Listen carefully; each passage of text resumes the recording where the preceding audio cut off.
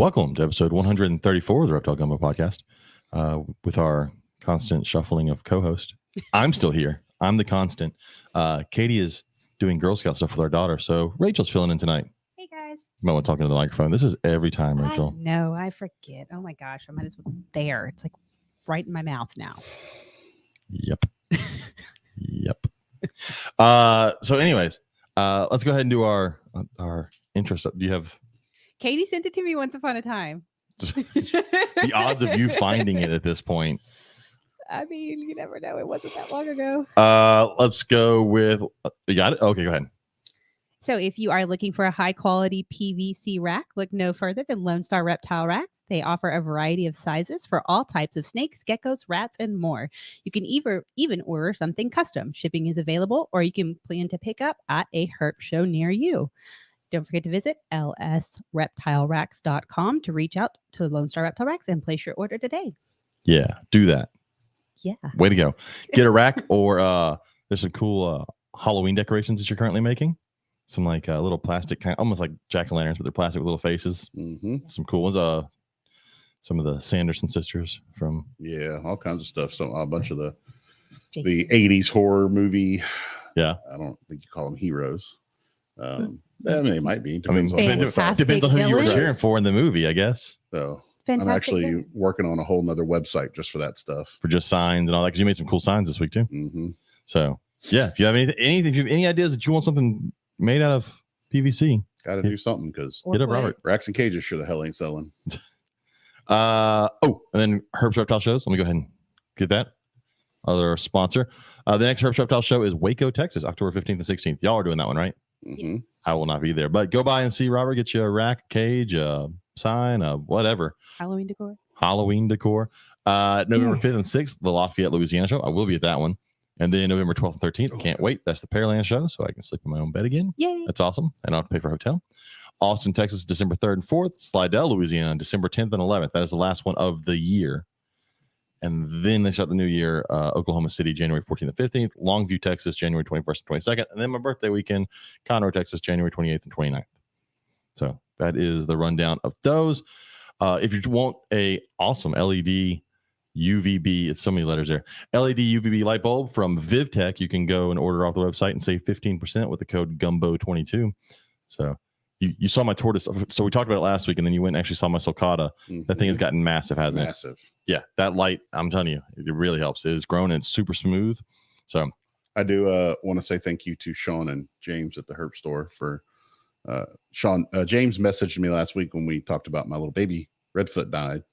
And I had to go to the herp shop Thursday to make a delivery, and they gave me another Redfoot that was a surrender. Someone had, what was it? Her boyfriend cheated on her, and she surrendered all his animals to the herp shop. I didn't know this until after, but well, that's definitely Gina. That's saying, Gina. "Honey, my food's at Lafayette." We will, Gina, for sure. So you got a new maybe you won't Redfoot. have COVID this time. You got a new Redfoot to replace yours. That's awesome. I did. Yeah, it's the same, almost exact same size as my other one. It's a lemon head. A lemon head. Which is just a nice way of saying it's not as red. It's not red at all. It's yellow. It's yellow. But it makes them easy to tell apart because otherwise they're like fucking identical size. Yeah. Everything. Well, their shell colors are different. It's not a yellow foot. It's a red foot. It's a Redfoot. Okay. Yeah, I like my cherry heads. I'm Well, like our spoiled. cherry head, his shell has a lot of yellow markings on it. Like the yellow parts on it are big. Yeah. But this new one, its shell is really dark, and the yellow isn't very big too. So How are you so quiet? I don't know. Whoa. I turned You the must have volume. had me turn way down. No, you turned higher up than the rest of us. You gotta project. I felt like I was screaming at it. You're not screaming. I would prefer you scream because I can turn it down. Okay. I'm trying to think anything else we got. Y'all, we weren't. So there was NARBC Arlington was this past weekend. Mm-hmm. Speaking of VivTech, our friend Ryan McVeigh had an accident last week. You may have seen that in a couple of other things online. He's fine from all my understanding. I think he was at Arlington. I saw some pictures. So I think he made it to Arlington. But they had an accident. They totaled their car, I think. Yeah. So, but I think they're fine. Everything I've seen. That's okay. I heard they were both okay. Why are you whispering? I don't know. I thought I was talking louder. I guess in my ears I sound really loud. Then I can turn it down. Okay. That's Oh, see? Yes. There we go. I feel better now. Technology. Anything else going on lately? I don't have much going on. We can talk about snake breeding stuff later. So let's go ahead and bring our guest. Yeah. Okay. So our guest tonight was actually suggested to us by a previous guest from Colossal Constrictors who ordered us pizza. They're always going to be remembered as people that got us pizza, which was awesome. But our guest is Liz Ritchie of Relic Boas. How's it going, Liz? Hey, it's good. Thanks for having me. I don't think I can follow up pizza though. That's all I'm saying. That's true. They That's a they high brought us bar. pizza. I ate pizza for 2 days off that. It was great. How do y'all feel about Chinese? Love I Chinese. do like Chinese. Yeah. Okay.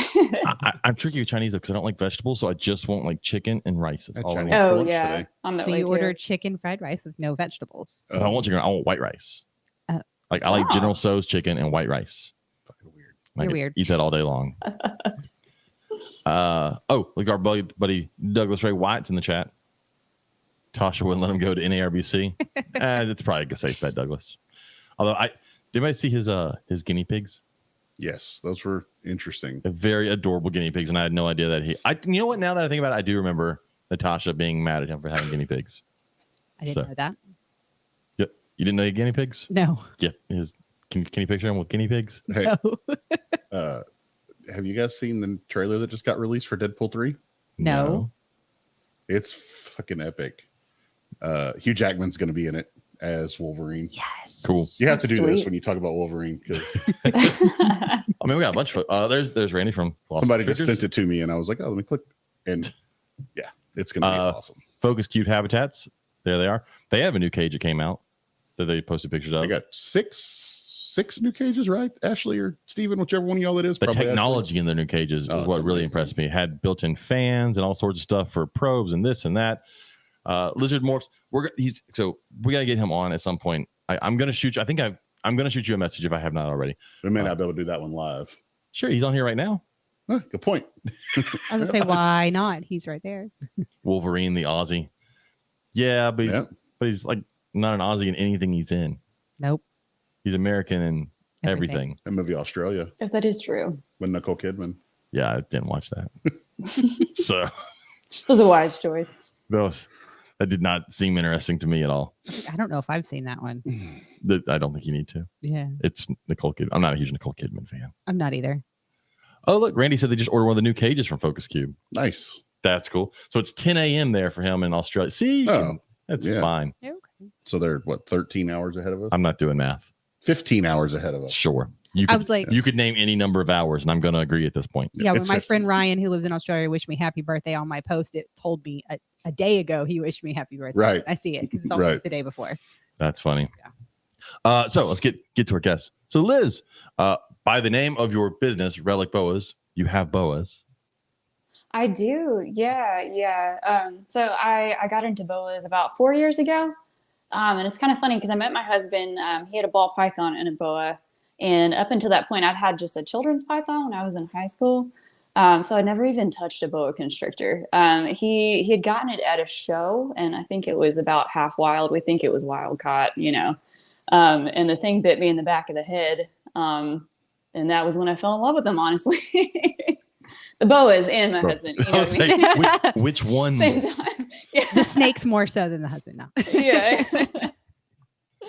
Yeah. So, I mean, and it was just history from there. So I just have built a little collection, and my husband, I mean, he likes it. He's not as into it as I am. So it's kind of funny being a woman too, because every time we tell someone we have snakes, they look at me and they're like, oh, how do you deal with his hobby? And it's kind of funny because they don't know that I'm kind of the driving force behind it.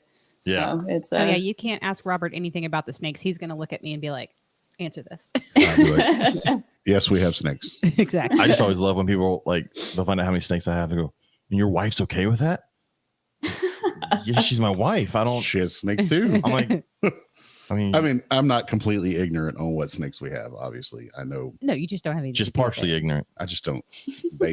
Logan and Rachel take care of the snakes. Well, I'm so fucking tired. I don't know.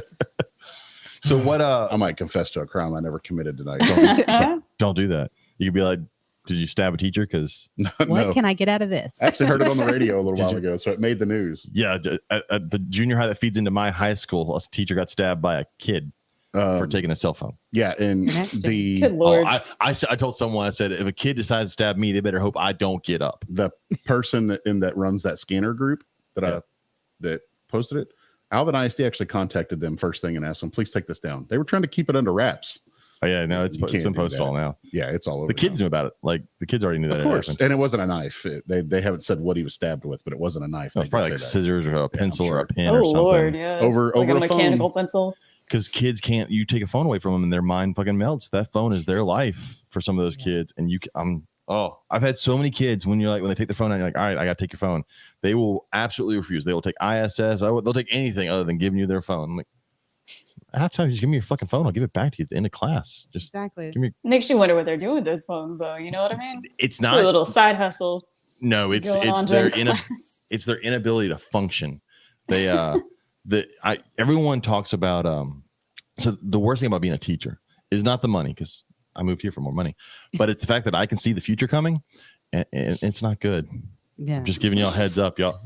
It's not good, and it gets worse every year. I've been teaching for 10 years, and it hasn't gotten better in 10 years. So, but I haven't gotten stabbed yet. Yet. But that school does feed into my school, so hopefully he doesn't show up at some point next year or the year after and stab me. Right, because they're not going to tell you who he is. No. Oh, I'll find out. You'll find out yeah, though. I mean, Oh, every yeah. other kid will know, but I'm telling you, you Yeah, will see a bribe whole some different kids. level of speed from me if a kid stabs me, because I will catch them, and I gotta hope this is videoed. they will not stab anybody ever again. I promise that much. Anyways, Well, hi to the Facebook user that said hi. I don't know who you are. I think that's Gina. Oh, okay. probably. I think it's Gina. It could be Gina. We'll assume it's Gina. Okay. So what kind of boas do you keep? I have a lot of VPI, so it's really heavily focused in that because I have a really small collection, mainly just a time thing and space. So I work at home and basically use my lunch hour to take care of the snakes. So I'm trying to keep it very focused for now. So mostly VPI, het VPI, raptors, something you don't see a whole lot of. Yeah. I feel like they're kind of underrated. Not super exciting by themselves, but I feel like they do a lot in combinations. So I'm kind of excited to mess around with that. I got an Inca I'm going to run this year, so I'm really excited about that. Making some VPI Inca combos in the future. So that's pretty much it.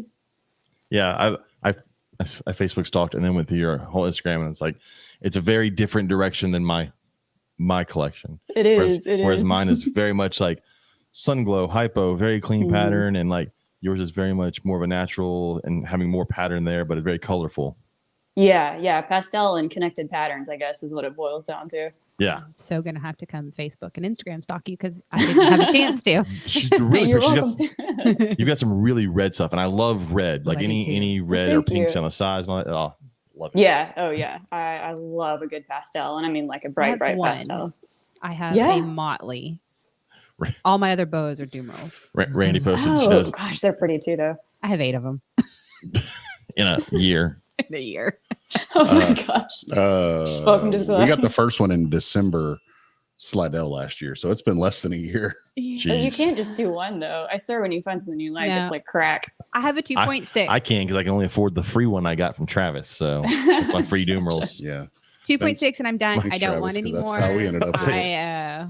You say that, Yeah. I say I'm done every time. I swear, ask my husband. It's like, oh, I'm done. I'm Space. done buying snakes. And then a month later, it's like, I don't know where it came from. It arrived. Yeah, they show you up know? random.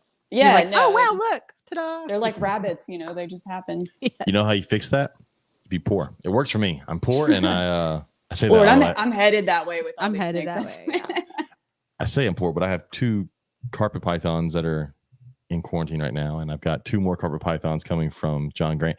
Yeah, okay, so being poor doesn't help. I was to say, where are all these carpets coming from? All of a sudden? We just have our money in assets, is how I like to look at it.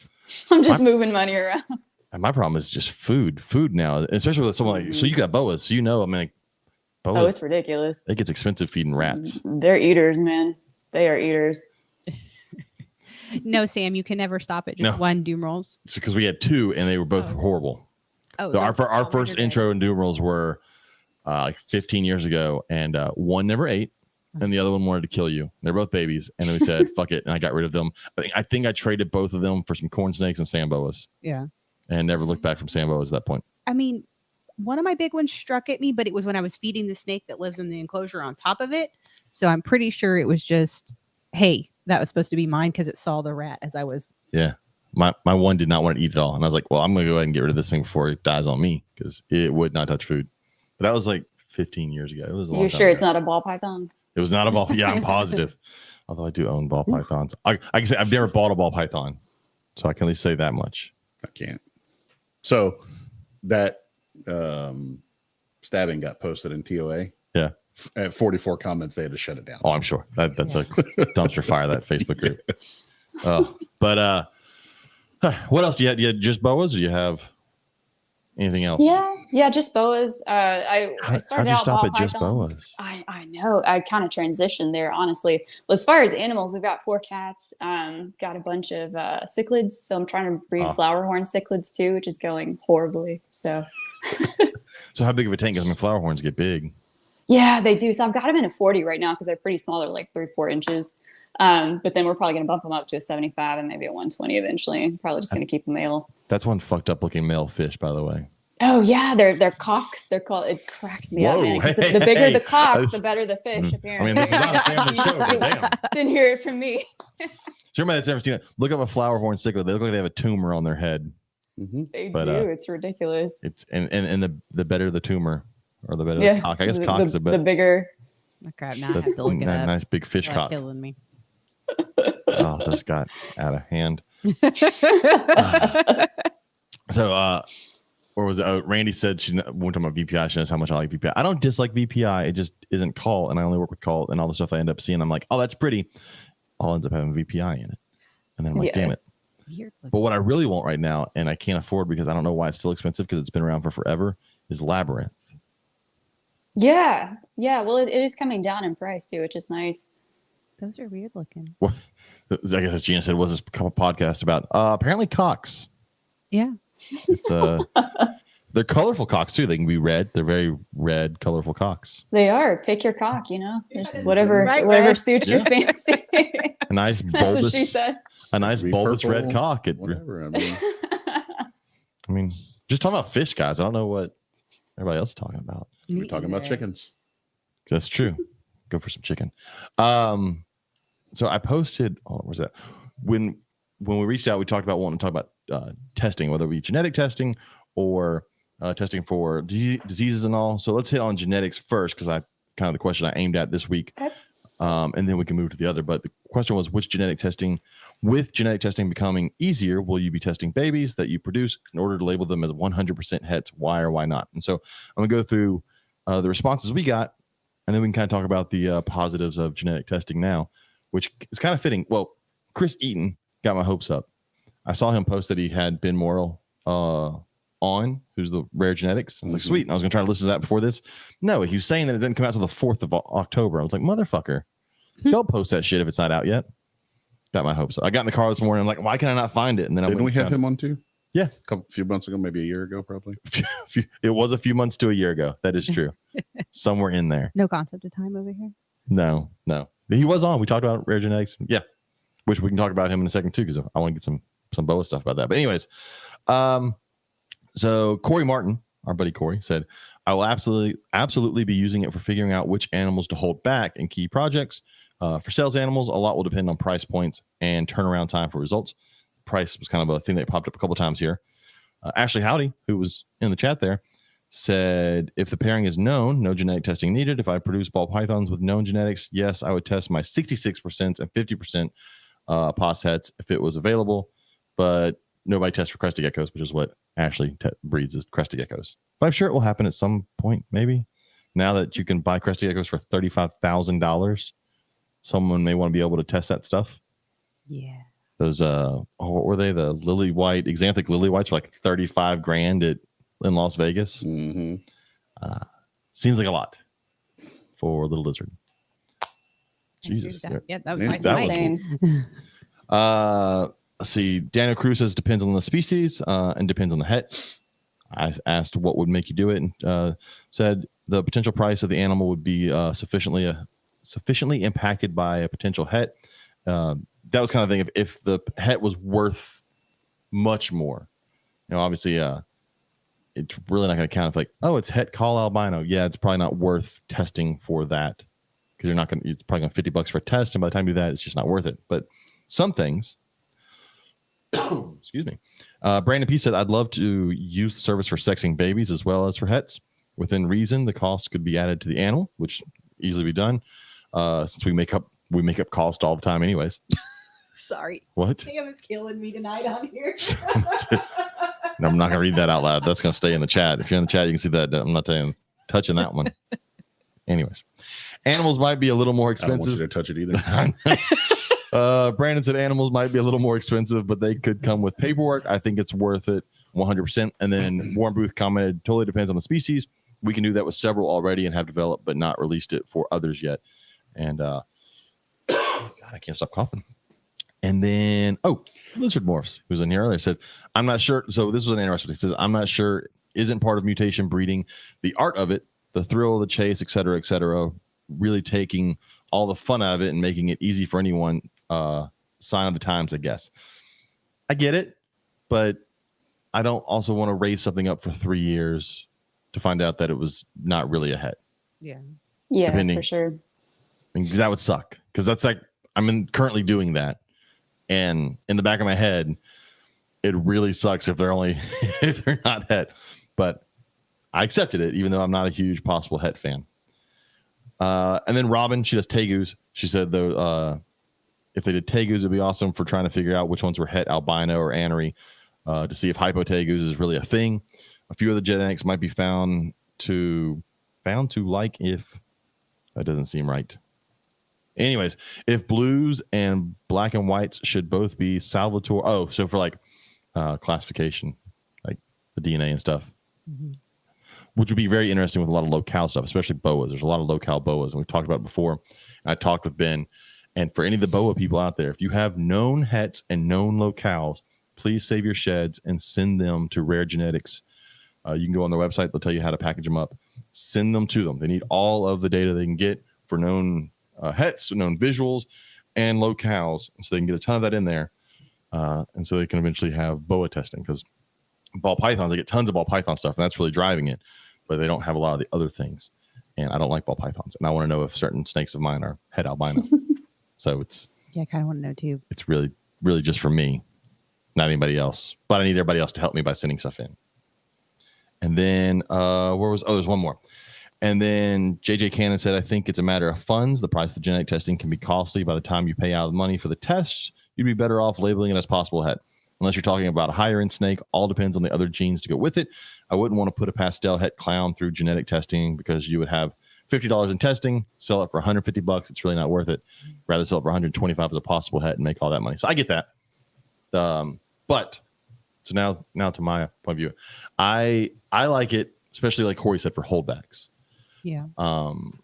It would suck to go, this thing's beautiful, I'm gonna hold it back for a boa 3 or 4 years, because we're not ball python people. We're not going to make a female breed in a year and a half. It takes 3 years. Not according to Facebook. Yeah, that's horrid. If you really hate your snake, you can shove enough rats into it and it'll be ready in a year and a half. Yeah, no, not doing that. But for a healthy snake like a boa, 4 years really, especially like the doom rolls, like 5 years on some of those guys. Yeah, it's 4 to 5 years on the doom rolls. It would be nice to, not that you know doom rolls genetic testing, but for the boas to know ahead of time. And I know a lot of people will look at it as, well, what does it matter if you like the snake? It still matters. I mean, if I'm trying to make a certain color, and that's what I like about the certain things, and I want to be able to do that. And if I can make sure I'm going to do it in 4 years, not have to restart again 4 years, it would save me time. So Liz, what is your idea on the whole genetic testing? Yeah. So I totally agree. I think that genetic testing, especially for hets, would help us to kind of cut to the chase on some of our projects, and less waste as well. Because, people are keeping smaller collections. You don't want to sit on 1,000 babies trying to, run several of them to get one thing. You can, make sure that you're holding back your actual hits. So I think that would be a great thing. As a boa breeder, really, I think, and I know people probably run into this with other species too, but for boas, I'd love to weed out jungles. So I don't want the risk of making a super jungle. And I'm kind of running into that this year. I have one that jungle was in the mix, and I'm just like, is it a jungle? Is it not? It's hard to tell, especially in combination. So I think that would be a really great use. I think weeding out other albino strains that are hiding in things. So, I mean, like I've had friends and I saw a couple litters last year where there was surprise albinos, and nobody knows what strain they are. Yeah. So I think it would be really great to do that. So if I'm just trying to make VPIs, I can go ahead and just run a test them and say, hey, I'm not going to get calls from this. So I think there would be a lot of different uses. I'm like you, like I've been saving sheds for a while, trying to talk to people, get them interested in this, because I think it's going to take the whole community coming together, sending sheds, helping to fund this on the GoFundMe, and just showing a lot of interest to get this done. And I think some people may be a little resistant because it will kind of change the game. It will change the price point of some boas. So if you have someone testing, it's going to lower the price on the ones that aren't obviously het. But at the same time, if you can guarantee you do have a het, you can make up some of the price on those that are. So, well, and the folks that, one thing that won't cause people to lose money on non-hets is if they would just breed good-looking snakes to good-looking snakes. Mm-hmm. People will pay extra money for a good-looking normal over a garbage normal. Like it's quality. Just, and people can go, well, they're not all garbage. I love all of them. That's fine. But there's certain things people like in certain snakes. I like super clean snakes, and I'm tired of watching people, because they have a boa that they got off Craigslist, just breeding it because they have it. And it's just do a normal. And one thing I talk about cutting down waste, it will stop someone from producing a litter, trying to test out if something is a het, and then producing a bunch of babies to throw out there that they really don't want, and they're just going to get sold and thrown into the hobby. And then it gets lost down the line because originally this person was like, well, yeah, one parent was possible this. And then by the third time someone else owns that snake, this thing is het whatever. I'm like, well, you don't know that. Stop that. Stop screwing people over by selling them a known het when you don't know anything. So being able to pass along some paperwork with it and go, look, here's the genetic testing for this snake would be nice. So for sure. I would like to be able to do it. I would like to be able to know for sure. And I think it'll happen. I think, again, it will change the hobby, but a lot of things have changed. Like I've said before, I think Morph Market has changed a lot of the pricing in the hobby. You no longer see things jumping around price-wise when you go to a show. Everybody's pretty familiar. We talk about the last week with Sean. You hear it shows all the time. People go, how much is that? Well, let's check Morph Market. And then everybody checks Morph Market to see what the going rate is. And it keeps people from price gouging and people dropping stuff sometimes. Mm-hmm. Yeah. So, yeah. But yeah, everyone send your boa sheds to Rare Genetics, please. I'm begging you. Yes. All of them to them. Just flood bin with snake sheds. You what? He's lost. Since they did this, just think about this, fish cocks. I know, right? Since Meta did that big update like 2 weeks ago, the Meta business at suite is fucking horrible. Every time I try to open our group page, our for the podcast, it's always like, do you want to check the updates? I'm like, no, just let me go to my page. Right.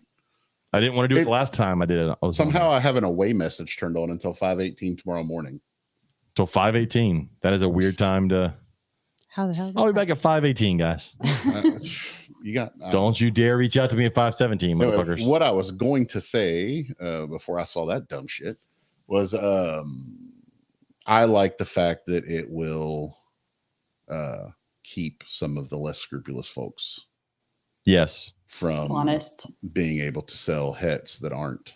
Yes. Because we all know it happens all the time. All the time. Yeah.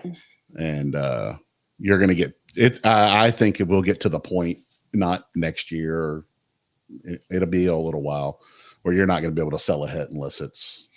And you know what? These tests. You might be able to sell a cheap het. Some of the higher end hets, it's going to be like, do you have, a Rare Genetics test? And they're like, nope. Man. All these tests will become cheaper over time. Sure. The more people do them, they'll become cheaper. And again, you just fold it into the price of the snake, Yeah. And on some of them, if it's not one you want to test, but if a customer goes, I really want to buy this, I know it's possible het. If I send you the money to test it, will you do it? Then that's another thing you could do. You could always go, I will send this off to have it tested if you pay for it. Yeah. And so that's also a great idea too. So I think it's cool. I think it's very interesting to see what we're able to do now in the hobby.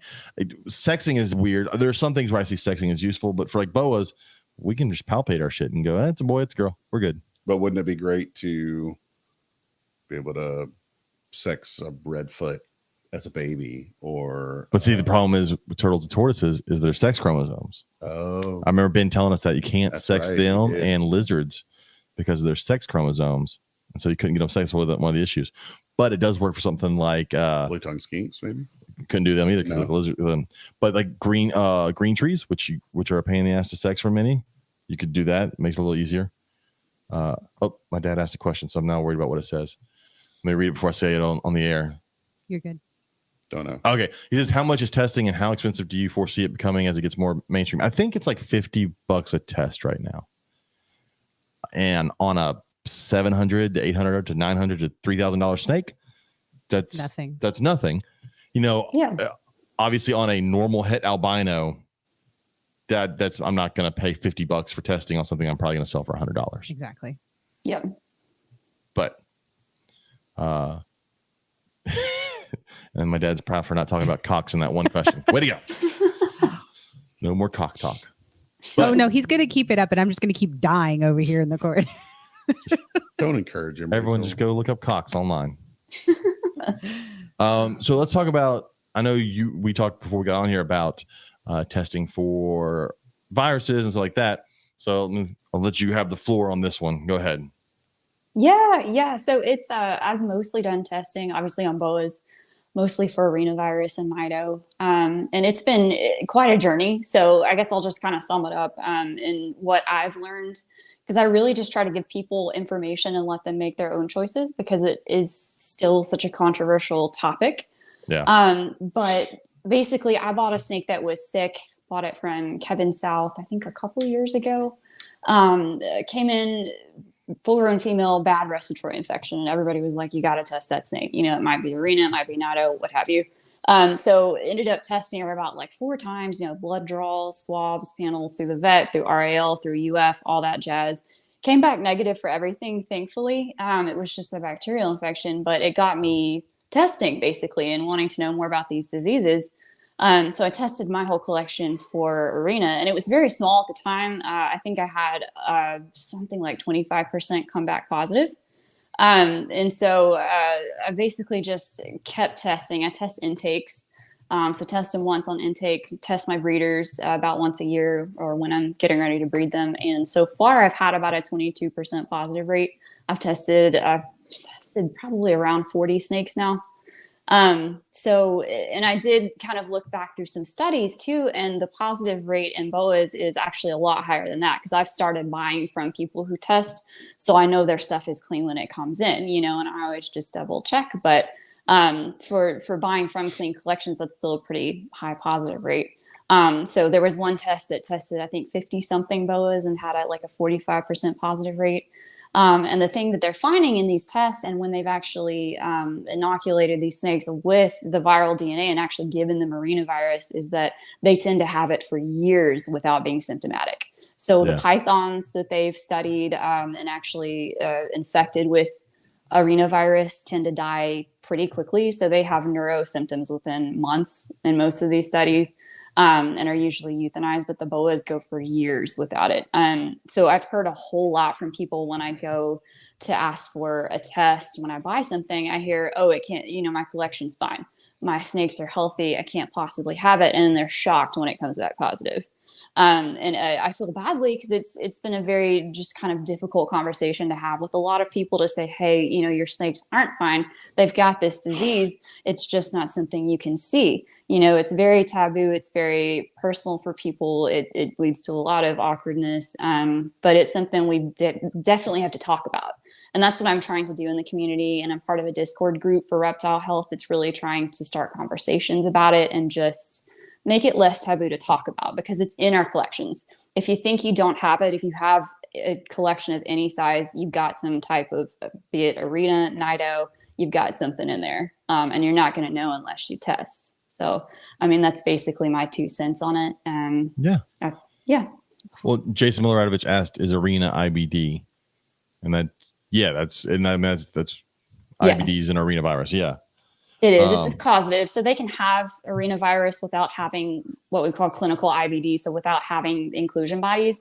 But most of the snakes that do have arenavirus eventually develop IBD. So IBD, when it starts to cause symptoms, can cause a lot of respiratory issues. It can cause neurological issues, which is usually what you see kind of at the end stage where they're really far along in the disease. So a lot of times it's just little respiratory symptoms or regurg, weight loss, lethargy, something like that, where it's attributed to other things. People don't think it's arenavirus or IBD because it's not the quote unquote, corkscrewing or stargazing that they expect to see.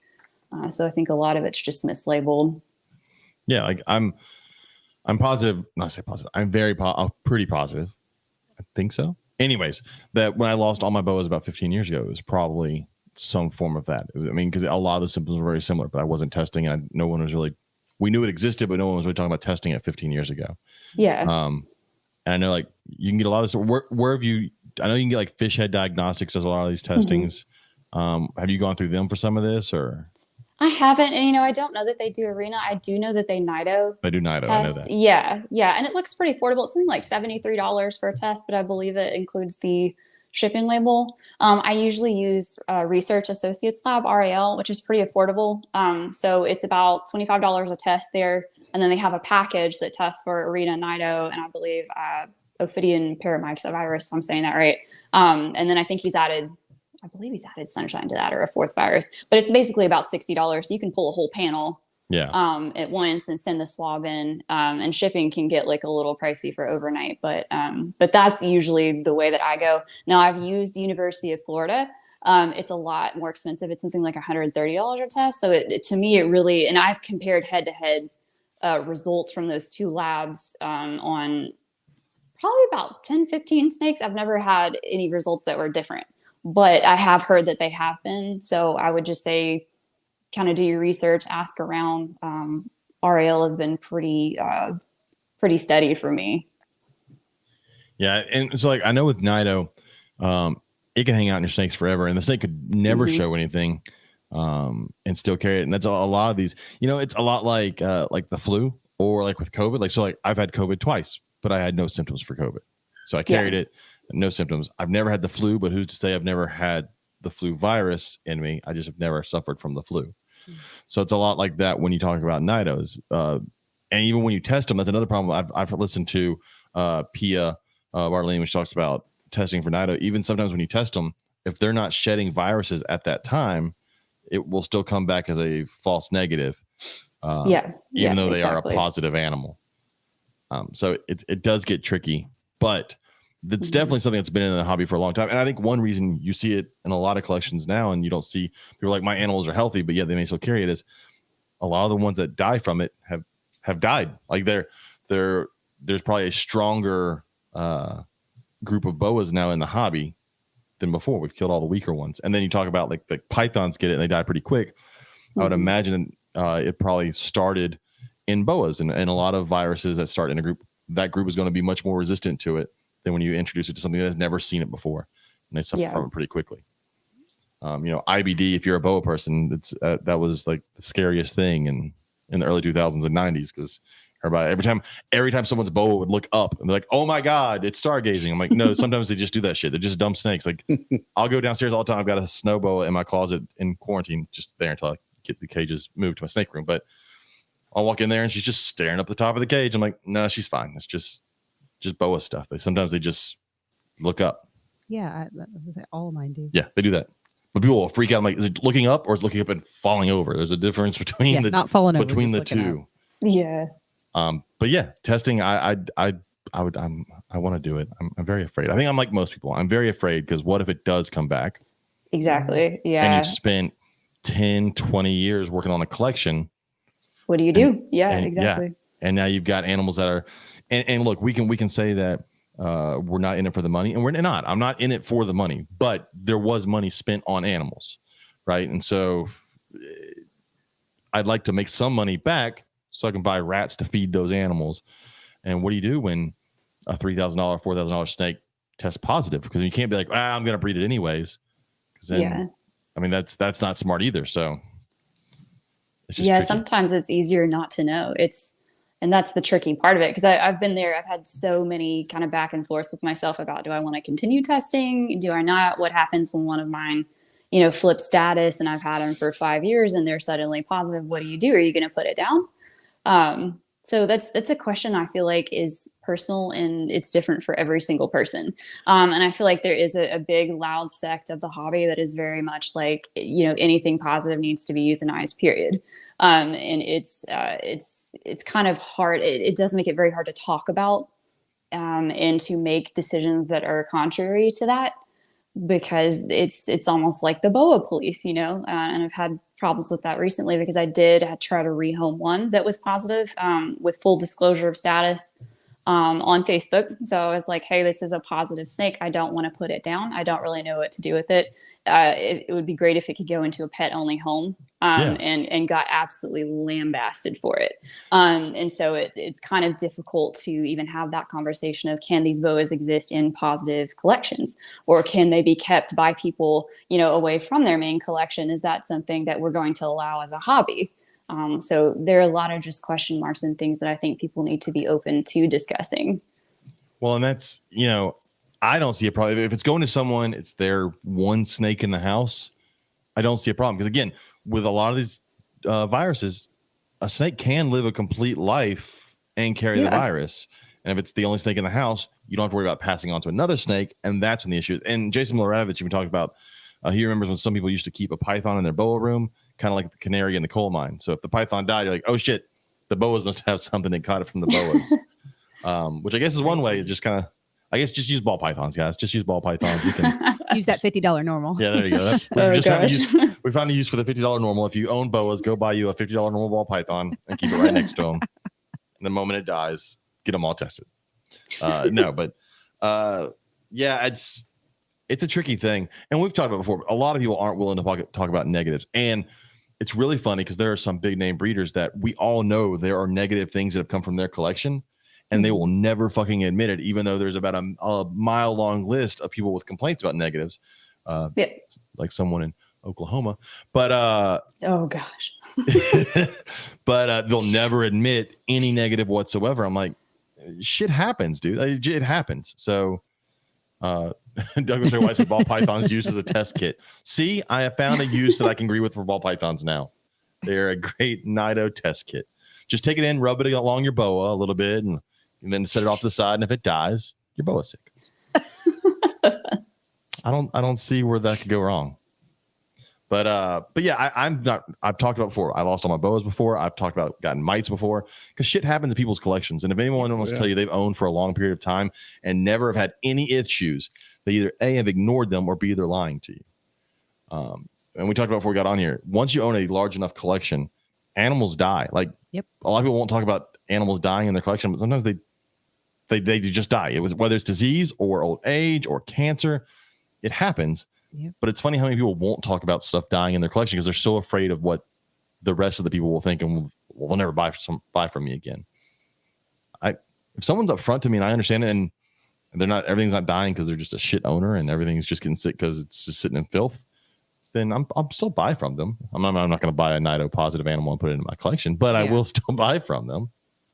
So I don't know. I think people get too scared in this hobby because it's very I mean, things just happen. You can't, no telling why it, okay, I had a het sunset male pass away this year. But ball python. Yeah. I have no clue what happened to it. It was perfectly fine when I checked on it the day before. The next day, it was gone. It ate fine. It pottied fine. Never had any problems. It pottied fine. You can say shitted. It shitted fine. It shattered fine. It seemed perfectly normal, like nothing was wrong with it, and no clue what happened, but it did, and it sucks. There was a young lady in one of the corn snake groups today that posted a big thing about how horrible the person she bought the corn snake was because the corn snake died, and people are like, all right, well, how long did you have it? 9 months. And it starved to death. It's like, that's your fault. That's your fault. Yeah. So I'm not going to change names, but we have a friend that had a customer complain about a retic. And I've seen the messages. They sold the retic to them a year ago. Mm-hmm. After they got the retic baby, they were very happy. They talked about how beautiful it was. Saw pictures. It was wonderful. She posted pictures throughout the year on Facebook. Awesome their snake Great was. Body tone, looked wonderful. And then sends a message about how they've ignored their table when they see them at shows now because the snake doesn't eat and they've had to force feed it and that it's not doing great. And I'm like, you've had it for a year now, and you've never reached out and said, "Hey, this snake's not eating."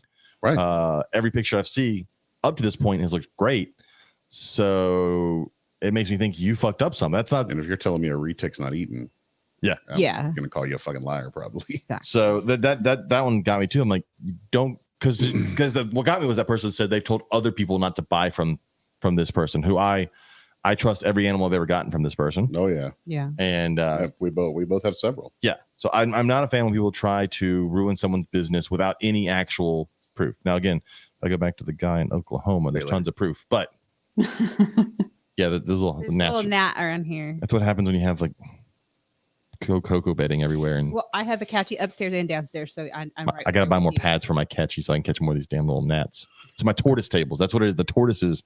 I was like, I might have a spare one at home if you need one, like right now. I don't know. It's just gonna start running around catching them. We don't have a spare one. We have gnats in our house right now. We have a bunch of people coming over this weekend. So. I know, but I ordered replacements and we got another catchy too. Oh, okay. But so yeah, I don't like. Oh, you're talking about just pads. the pads. Pads, Yeah. not the cat. Got I don't like people trying to spread false information about people having bad collections without any proof, because that happens too in our hobby, and that one drives me nuts as well. I think our hobby has gotten better in many aspects, but there's still a lot of, I guess it's the nature of online. Everybody wants to have a voice, and if one little small thing happens, it wasn't their fault. It's never my fault that my stuff got sick or died. It's got to be somebody else's fault, even though if I've owned the animal for 5 years. It's got to be whoever I bought it from. They knew it was going to die in 5 years, so they sold it to me. Yep. That's what people do these days. And so I think with some of this testing, they can clarify a lot of that. Like, if you get your collection tested and not a single one of them pops positive for something, and someone goes, "I got Nido from your collection," probably not. Like, Everything in my collection's been tested, and it's not. None of them pop positive, so it must have happened in your collection, not my collection. So, Yeah. Yeah. And personally, I feel it's on us to test things coming into our collections. Yep. I don't really think you can police the whole hobby and say, oh, you've got to test all of the stuff that you're selling to me. I really think it's on people to test when it comes in. Now, I know a lot of people do stealth testing. I think I've done it a couple times myself, but most of the people that I've talked to, I'm talking 9 out of 10 sellers are open to doing a pre-purchase test with a refund guarantee. So there's really no reason not to have that conversation with them if it's something that you're worried about. But if you come to someone months, years after the fact, and your snake has died of some disease that you could have tested for, is it even on the seller? Even if they know that it's in their collection, it's really on us to be the gatekeepers of our collections too. Yes. Yes. yeah, you can't. But like I said, I've seen it happen because our buddy sells a lot of reptiles in a year, and I've seen small amounts of people that will keep it for a while and then come back and complain when it dies. They don't ever contact them while it's sick or not eating. Well, let me put sick in air quotes because they assume it was sick when they bought it, which also gets me because that person's argument was when they bought it was sick. I'm like, why'd you buy it if you thought it was sick when you bought it? But anyways, with Jason Milovich, you're kind of taking someone at their word, though, if they say they've tested and nothing was positive in their collection. Yeah. But that's how it's always been, Jason. This whole hobby revolves around someone's word. That's why I talk about, like, it's very easy to ruin your name in this hobby. It's very hard to get it back. And unless you're some of the big people, then you're allowed to ruin it and still keep your name. Get on posts talking about you and argue people and tell them they're stupid. Yeah. Saw a little bit of that this weekend. Post pictures of your fat ass snake, and then people call it fat and go, "It's not obese or fat." We can all see the picture. The way I do things, that could never happen. I could never have fat snakes. I'm like, well, the one around your neck is. Yeah. Like that one. Anyway, well, let's move on. Anyways, so testing, yes. We're moving forward with all that, and it's going to be great. I think it's really going to change the hobby, and I'm looking forward to it a lot. So I had something else I want to talk about. I can't remember. I'm trying to hold on. Wait a minute. Liz, you'll see me yawn a few times. It's not because you're boring. I'm just freaking exhausted. Oh, okay. I was just assuming. No, he just yawns all the time. I don't care how interested it is. By this time of night, I'm done. Oh, some I days. don't blame you. I got an email today, and I thought it was very interesting because today was our first, I'm going to say fall day, but it wasn't. It was 90 degrees by the time the day ended. I get it was 66 like when we woke up, and it felt wonderful. But so Critchlow Alligator Sanctuary, which we had them on there before, I got an email today. It's 5 days until they close for the season. Yeah. because they're up in Michigan. I'm like, fuck y'all. It's still going to be 90 degrees for the next like 3 months. It's fall in the South. But I'm like, so only 5 days left until they close. And then one cool thing is, so if you're up near them in Michigan, if you want to carry alligators in for the winter, mark your calendar for Saturday, October 8th from 11 to 4. You can go help them carry alligators in. I mean, granted, it's in Michigan, and I'm not going to Michigan, but you could, if you're in Michigan, help them carry alligators in for the winter. I'm like, I don't know what winter is. My kids at school today were like, what do you think about it getting cold? I was like, it's going to be 90 degrees when you go home. It's not cold. Stop it. This is false fall. It's not real fall. This is where like, you're like, oh, fall's here. And then next week it's 100 degrees. You're like, oh, no, that wasn't fall. It lied. I mean, the first day of fall broke a record of a high this year. So yeah, which makes certain people that have to like, so we're talking about breeding snakes and stuff. When you have to put them through their seasons and all that and drop them down for permission, it makes it near impossible down here. Yeah, I've talked about before. People were like, because I've got the Brettles. I was like, yeah, I'm probably never going to breed Brettles because then you got to find some way to cool them down. Like, well, just put them in a box in your garage. They will die. They will overheat. They will overheat in December in a box in my garage. That does not work unless you're somewhere where it actually gets cold. So it's really got to, when you're cycling stuff, this crazy weather is really got to be a pain in the ass to some people. Hey, babe, I think Jason for sure. is trying to start something with you. He's calling you old. I've been too old for like 10 years. Dude. I felt old when I turned 30. I'm glad I don't feel old. Hey, yeah, I do need to say that yesterday was Rachel's 40th birthday. I was going to tell you happy birthday today when I saw you. I forgot to tell you. Oh, happy birthday. Thank Yeah, you. she's definitely aged better than I have. Ooh, I don't feel 40. So. You do not look 40. Thank you. I forgot, I have a whole list of things. I have a daughter that's about to She be gets 20. ID'd everywhere we go if she orders a drink. Yeah. Oh, that is so funny. The baby face. And then It she acts annoys like me. she's fake mad for a second. Like, oh, I It can't is believe they're slightly IDing annoying to me. have to dig your ID out when you're like, I am 40. I have a child that is about to be 20 years old. You sound like the head. You sound like the head coach of Oklahoma State. Was it like 10, 15 years ago? I don't know. They were going off about one. It was after they lost to Troy because I was at that game. Thank you, Randy and Doug. They were going off on him. And he's like, I'm 40. I'm a man. That whole argument. You don't remember that? When the coach from Oklahoma State lost his shit and he was like, I'm 40. So every time I see him now, I'm like, I know he's not 40 now. He's like 50 something, but Right. like, I'm 40 is all I can hear. Lizard Morphs. Oh, yeah. I have a girl dropping eggs for me right now. Well, that sounds dirty. The sweet sounds of your voices in the lizard room have done the trick. Yep, that's what it is. Yes. I help lizards have babies. I don't think you Wait. think it was me. I'm the only difference this week on the thing. Sorry. No, it is me. Yeah, where are your people? They're at Kid Girl Scout stuff. Said it at the very beginning. I wasn't listening, Yeah, I know. obviously. So some other things we had mentioned earlier. We were Thank talking. you, Jason. Happy belated birthday. Shush! It's not your birthday anymore. Bite me. Shut up. Jason's older than me. So if I'm old, he's real old. Frontline spray. So we talked about it earlier. We talked about mites. So I've heard they're discontinuing frontline spray. So anybody that uses frontline spray for your mites, Better go buy the shit you out better of it. buy it anywhere you Well, can get it. does it, If does you it can have a find shelf it. life? I It think. doesn't actually. Is it not? I was No. looking into that. Yeah, that stuff lasts literally So- forever. The rumor I heard, the reason for the discontinue is that it is being found to be less effective. So what worries me now is that they're Interesting. going to change the formula, right? Because they're not going to quit forever. They're probably going to change it. And now do we have to worry, is it now safe for reptiles again when it comes back? So that's always been my fear with everybody using hand sanitizer. Yeah, that happens. Yeah. You know, things become more immune to it, and then only the Mhm. strong stuff survives. And then That's why I tell my students all the time, the ones that carry the hand sanitizer around on a keychain and use it all day long, I'm like, stop that. Yeah. All right. Wash your hands when you go to the bathroom and touch nasty stuff, but stop using it it's not hand lotion. Right. Stop it. It is not. Yeah. You're just making bacteria happier over time. sounds like Frontline did the same thing. The fleas and mites and stuff are getting to where they're like, oh, well, yeah, you killed all the ones that it'll kill, but the ones Yeah. that have survived are pretty like our rats. You know, We're our super first corn. year in the garage, a lot of them died. The second summer, not so many died. The Yeah. third summer, hardly any at all. I was like, they've You done know? really good this summer. Bred out the ones that can't handle the heat. I mean, they don't have as many babies don't have any or babies, yeah. babies at all for like 2 or 3 months, but that's okay. But still, they not. But did you die? They did not die. But you don't. There are babies right now, though. So for those that are afraid they're not going to get frontline, you can always go with the Nix solution, which I use, which is a gallon of water to one bottle, like 2.5 ounce bottle of Nix. Shake it up, put it in a spray bottle, and that stuff works great too. You can also do what I've done, and I went ahead and got those. No, you need to do the no pest strips. I've cut a bunch of no pest strips, and they're on every shelf of my rack, and they're all over my snake room, which is why all of my isopods now live in this closet in this room, because they would have died with all those. Out in 2 weeks. Yeah, the no pest strips are great, because mites scare the ever-loving crap out of me now. Oh, that was horrible. I don't ever want them again. Me either. Those mites cost us a whole year of production. Yeah. Yeah, it took me quite a bit to get rid of them. It was because I thought they would be gone, and then they found them across the room. Well, mine went through the stress of moving, and then also have the stress of having to treat for mites while the stress of moving. Yep. So That's are you okay with it? Altuve just hit his 15th leadoff homer of Fuck the the year. Astros.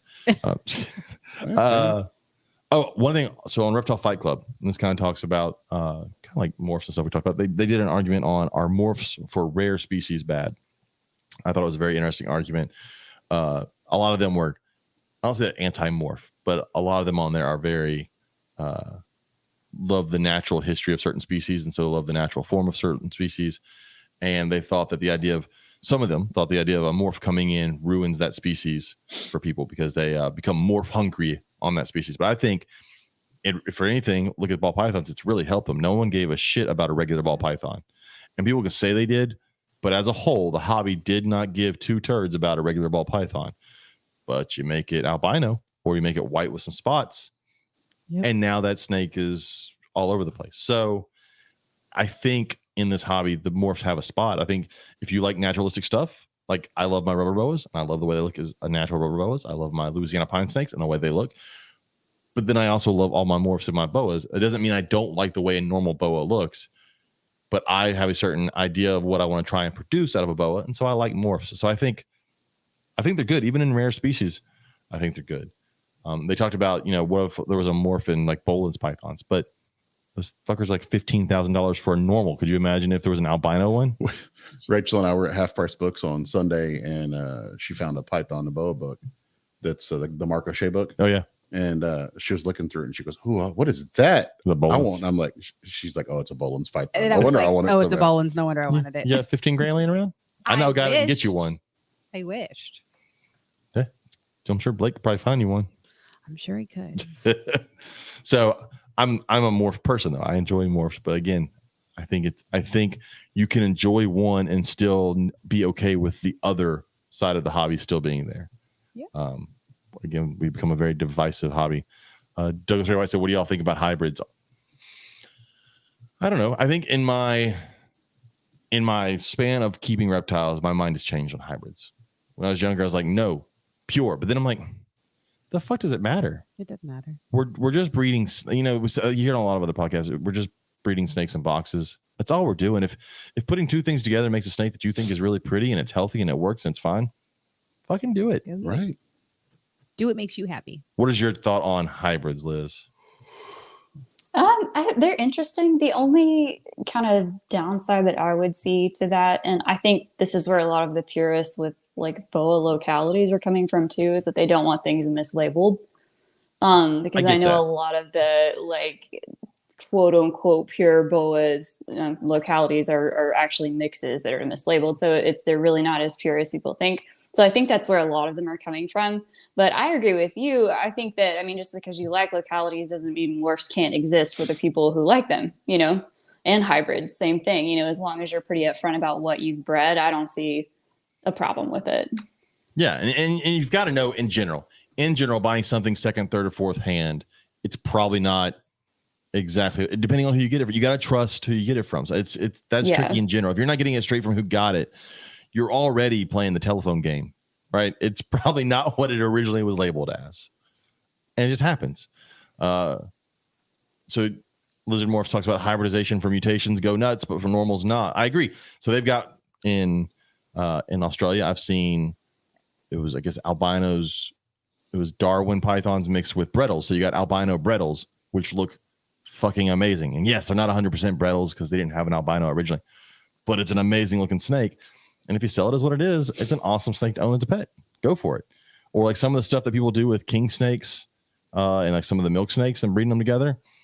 Go for it. That's some really cool looking stuff there. Some things I think are dumb. Like I don't understand mixing a Woma python with a ball python. I don't get it, but they do it and call them walls.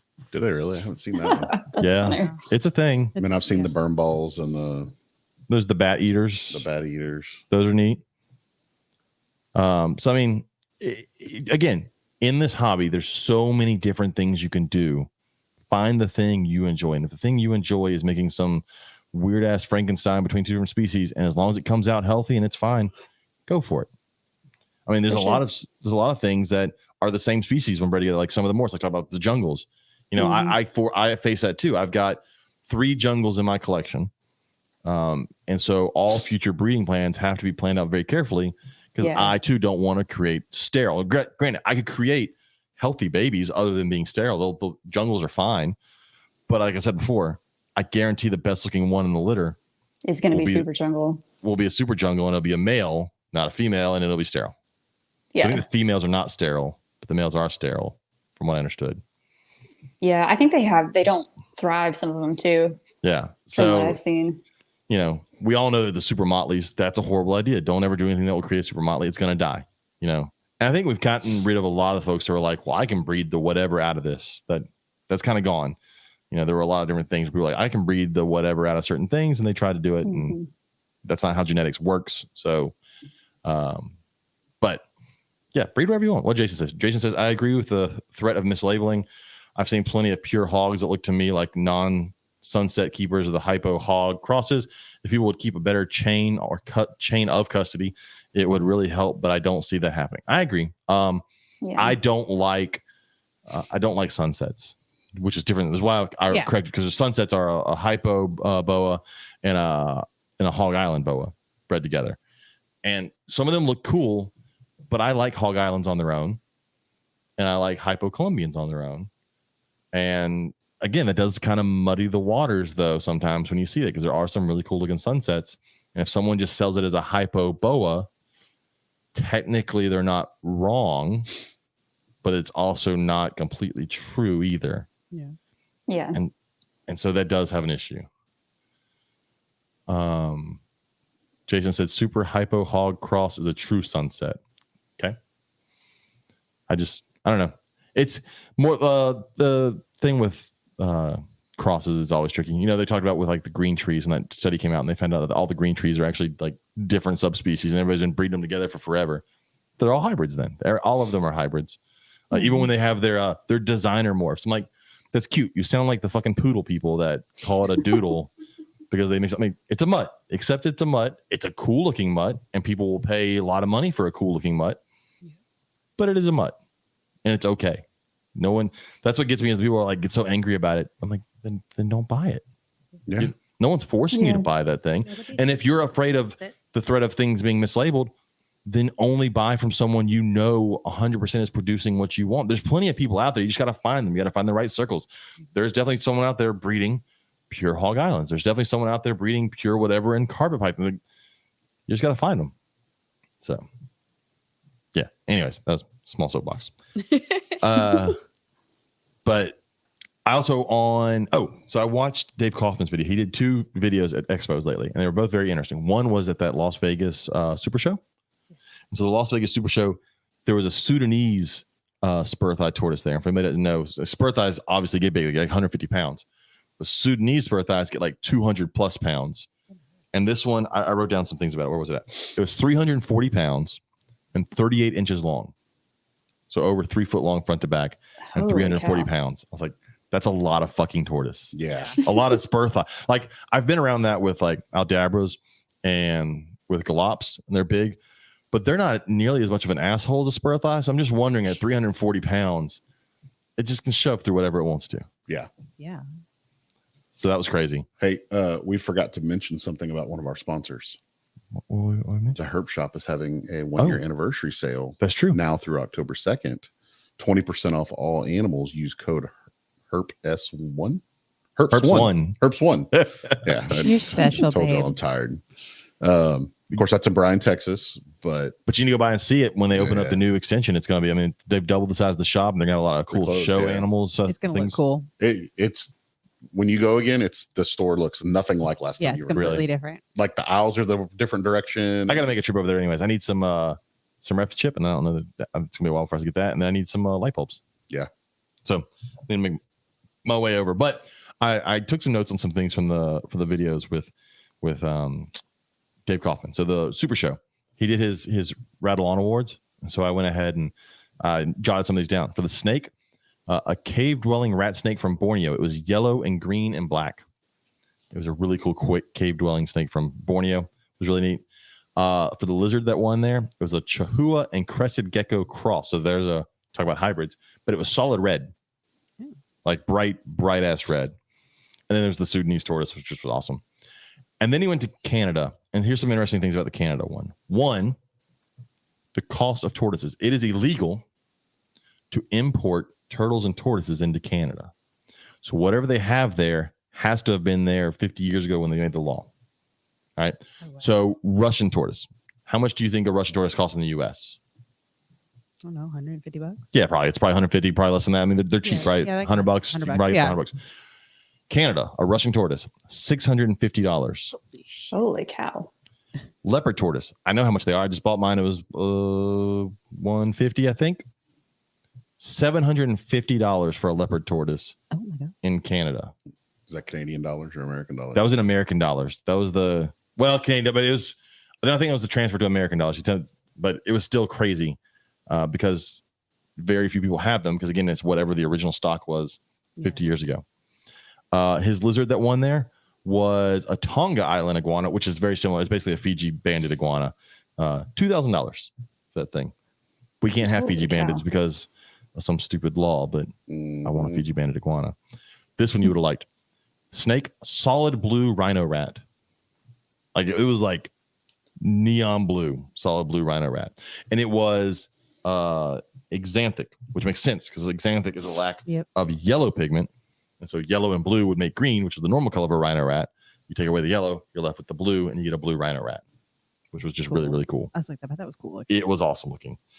And then he gave a best booth award there. They had all these custom made skeletons. Like it looked like walking into a Halloween store. Yes. But the family, the guys that the husband and wife that bred they did hog noses, they made all these like full size, like really detailed Halloween skeletons, and that's how they decorated their whole booth. That's awesome. Yeah, it was interesting. But then it was also in Canada, so I was like, but that's Canada. fucking Canada. Is that where Canal Side Exotics is? Yes, it is. Yes.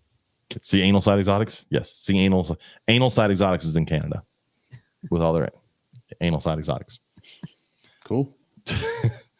But so I saw that video. That was very interesting. I like watching the videos when he goes to shows and seeing some of the things that I normally don't see at the shows I'll here. look that one up. I want to see that snake. Yeah, that was in Canada. He also put a picture of it, I think, on his Facebook, but it's insanely bright blue. I'd never seen one. So go check that out. You might as well want to see that. Anyways, so let's go back to talking about boas. Always. I know. What are you hoping to produce this year? So are you asking me? Yes. Yeah, sorry. Yeah. Sorry. So okay, Inca combinations. So I'm trying a VPI Celtic male on an Inca female, Hypo Inca. So I'm really hoping to make some more VPI Incas in the future because I feel like there aren't a lot of those floating around the hobby. Raptors. So I'm looking it up. Inca looks very motley-ish, right? From what I'm seeing. It does. Yeah, it's very similar to Motley. I think they hold color a little bit better personally and have a little bit of a stronger pattern. So I'm pretty excited about that. And then I think they don't have the issues with supers as far as I know that Motleys have. But I'm not sure if there really is a true super form. I don't think it's really been proven. So is it incomplete, or so if you're talking about supers, is it incomplete, I guess, or is it line bred, or how's that work? Yeah, see, nobody's proven it, I think, for sure. I know people have bred Inca to Inca, and people will claim that things are super Inca. But visually, they don't look a lot different from Incas, if that's the case. So they're kind of hard to pick out. Gotcha. Yeah, it's a very patterned snake, which is really cool, especially if you lighten that up with some pastel, like you were talking about having pastel in your stuff. Getting a lot of that red in that, because you get some of that black out there, and all that saddle that's left is going to be really pretty when it's red. Yeah, and some of the T-Paws Incas just are gorgeous, and they're really, really red. So I'm hoping to do that with BPI. And speaking of axanthic, I thought it was interesting. Someone had floated a theory, and I really believe this too, that the black eye anery and carbons might be axanthic versus anery because they don't yellow out the way that the type 1 and type 2s do. Yeah. So I've always been pretty curious about that. And I know that'd be hard to prove too, but I think with the genetic testing, it might be something we could explore. That'd be cool. That's where we need Dr. Travis Wyman. I tried to get Travis to come on here tonight, but he had stuff he had to do. But I was like, you could answer all my genetic stuff. But I know, right? He'd probably start talking and I'd doze off and wake up half an hour later and he would have explained it all. That's just Travis. You hang on every word he says. Don't lie. I was going to say, that would be a great point. Not anymore. He's just Travis now. I may hang on to every word if I could get some of the damn stuff he cooks for his I was coworkers. going to say, can he just start sending us some of the stuff he bakes all the time? Man. Oh my God. Did you see he made a s'mores, like something the other day? No, I'm thinking about that pepper jack bread he posted the other day. Did you see the turd that he made? No, I missed that.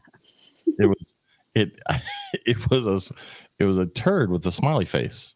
Like Mr. Hanky. Yep, no, it wasn't like a log.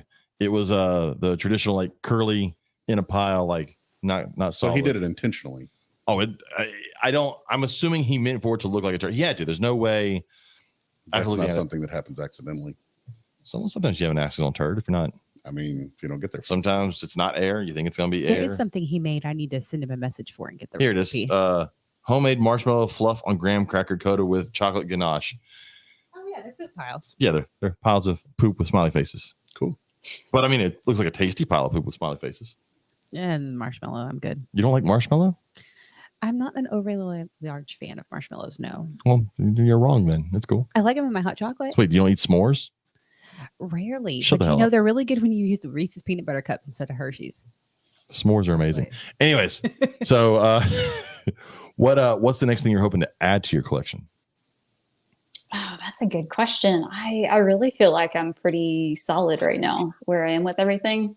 I feel like where I started and where I am now has completely changed over the past 2 years. So I bought a lot of things and got dissatisfied and swapped them out for other things. So I feel pretty good. I'd really like to just add some holdbacks, honestly, and just start producing more of my own stuff.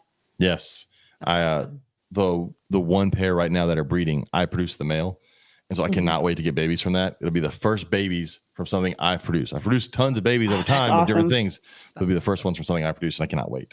Yeah, that's got to be a good feeling. and then I can't wait till the fun part of like figuring out which one to keep. Going through all of it. Yeah. I guess it's better to say which one to sell, because I have a feeling it's gonna be hard to tell which one I want to sell. Yeah, and that's when you just sit on them for a while, because I changed my mind a few times about this raptor litter. But the damn things eat so much is the problem. They do. Yes. Oh, I gotta look up. See, these are a lot of the things in boas I know exist, but I don't ever. They're nothing for my collection. I haven't really done. So what does Raptor do? So it's in its super form, it looks pretty cool. It's kind of like Inca. It's just a really heavy pattern morph. I think it gets really lost a lot of times just in its single gene form. So it's really hard to pick out raptors from some litters from normals. So I think that's why a lot of people shy away from it. And I really do think it depends on the quality of the raptor too, because I've seen some that are just absolutely phenomenal and then some that are just pretty basic. But I feel like in combinations, it really adds a lot of color. So it tends to like amp up the black pigment in combos. And then all of the raptor babies that I had, some of them in particular have just a ton of orange. Like it really, really like hits that orange, especially in the tails. So I'm hoping to maybe make a VPI Super Raptor at some point. And I'm trying to breed more pastel and color into it so that it really pops. Yes, I'm going through some of your stuff now. This Key West Jungle Raptor. Yeah, VPI. yeah. Yeah, those are pretty. Thank you. The one thing I want to add, and I talked about earlier, I blame David from Eclectic Reptiles, even though everything he has is VPI because he knows Tracy. But he had that labyrinth, and I was like, he had that twin striped labyrinth that was at Conroe, and I want that snake. I mean, I don't have $6,000 to throw down on a snake, but I do want it. I'm not going to get it, but I want it. Yep. That's why that's what threw me off was like labyrinth. I know has been around for decades, and it is apparently really holding its price because like the things he had mixed in with it were Motley, which is fairly cheap, Hypo, which is fairly cheap, Jungle, which is fairly cheap, and then Labyrinth was with it, and I'm like, and it went from like a $400 snake to a $6,500 snake, and I was like, damn. There you go. And is it worth it though? I mean, that's Did you the see question I have a lot about these labs. Because I feel like people are putting them on just like cruddy snakes and just to make a lab litter. And I mean, you've got a $6,000 just like colorless pattern snake, you know? If it's coming from David, it's going to be a good one. But Yeah. his stuff. Yes. It was these solid twin orange stripes down its back, super that's pretty clean cool. body. It was. I mean, I know it exactly was which one you're talking amazing about. because I walked by like several times, just drooled over it. I'd like to see that. Oh man, it's awesome, and of course it's het VPI because again, he's friends with Tracy, and all of his stuff is VPI. Does me no good, but it was an amazing snake, and now I'm like, okay, now I've got to find some way to get Labyrinth, but there's no cheap way to get. I know it sounds bad, but there's no cheap way to get into Labyrinth. I looked on Morph Market, and there's not a cheap one in sight. Yeah. Yeah. They're still holding their value. So now I got to produce all these boas this year and sell them all and buy Labyrinth and add it in. Because I was looking, I was like, man, I've got everything else that this snake has in my collection. Just don't have this one damn gene. Yep. That's why, like I said, originally I was like, oh, I'll just get that one gene. Liz, if you want to look at any of his stuff, he's Eclectic Reptile. Okay. Thank you. I his- will take a his- look at that. Did you see today? He posted 5 pair of his giant blue beady anoles. Oh, those anoles are amazing. Oh my God, Yes. those things. I've never wanted an anole before until we interviewed him in Corpus. And then I walked over there and looked at him and was like, I was like the little corn kid. I was like, I couldn't imagine a more beautiful thing. Yeah. And his Euromastics were so pretty. Oh my God. Oh, I want Yeah. one so bad. He's one of those that if it's going to be an ugly animal, he's just not going to do it. Yeah. I mean, he probably did as he was getting to the point where he is now, because we all produce, Yeah. Yeah, he's at a point Start now. somewhere. It's only quality in. Yes. There's no getting any junk in. Everything that he takes in is quality, and a lot of stuff is stuff he already has. I mean, he's producing his own stuff, but yeah, he posted a picture of one of his boas the other day, and I was like, that's great. I really want to see the other one you had at Conroe. Yeah. And then he listed what was in it. I was like, yeah, that's the one. Just would like to see a picture of it. But anyways, that's my future plans at some point. But yeah, right now I've got snakes breeding and I cannot wait. What Jason said. Jason said that's what happened with jungles. Got bred to everything until it really muddied up the genes. Jungles used to really stand out and compared. Yeah, jungles are tricky. So it's a gene in boas that you really gotta like a certain type of jungle because there are several different types. Because when I got into boas and when I first saw jungles, it was a pattern mutation. That's the way I always saw it. It was like it really fucks up the pattern, and I love it. It makes these weird stripes down that connects a lot of the saddles, and it looks really cool. But then you would see people with a fairly normal pattern boa, and like, look at this jungle. I'm like, how is that? That's not the same thing. I don't get it. Right. But then it's like a color thing. It's a weird gene. I like every jungle I have has the messed up pattern, and I like the way it looks. But I would imagine if you were to mix jungle in with your stuff, it's probably a very patterned jungle with some clean colors, because I know I've seen those too. Mm-hmm. So it's a weird one, but you don't want to breed it to each other, even though everybody's like, just breed them together. I don't want to breed messed up snakes, which I definitely could, but I'm not going to. But I could. I make pretty snakes. It's not worth it. So, anyways, you got anything else to add, Rachel? No. Nothing? Are you breeding anything yet? No, not yet. Just shove Not them together. quite time for the doom. Just shove them together. Well, Throw 'em I in need there. your mail. He's busy right now. When will he be unbusy? I don't know. We can talk about this off air. He was still very busy today. Okay. Yes. We've been getting pictures. Yes. Today I walked in I haven't got pictures. and he had the tail fully wrapped around hers and was going at it. There you go. He took a small break the other night. I walked up there. I was like, oh, no, is he done? And then I went back up there like the next step. No, he was just taking a break. He needed a breather. He Needed a smoke and a pancake. had worn himself out. And He's like, I need a rat. it's funny breeding, bro. So I guess ball pythons, I don't think it's as, sometimes it is, but it's not as drastic the size difference between the male and the female. Can be. Breeding. It can be. But like in boas, I keep my boa males pretty small. And so when you throw them in with the female, you're like, holy crap. That's It is pretty funny. yeah, he's just going to town on this giant thing. I'm like, you have at it and see what you could do with that. I'm going to have to go see those two. Also, and the female just went into shed too. So I'm like, she can't be pregnant yet. So now I'm just super confused. She's probably going to end up shedding and then shedding again in like 3 weeks and confuse the hell out of me. You just And keep then them on your toes. Yeah. And then I'm going to have to try and count from both shed dates and just see which one's right. Yep. Sounds about right. Although I could just do what I always do and get like 3 months into it and completely forget when it's supposed to happen and just start watching them every day. Put your camera on it. Sorry. I do. I thought last time I had a boa litter, I had my camera on it and I would turn my camera on at work and just look at it. That's how I knew. I do that too. Yeah. See, Yeah. I knew she was going to go because last time she lifted her tail and she kept cruising around her cage with her tail lifted up. I was like, babies are fucking coming. And then I just went home and stared at her for hours until they started coming out.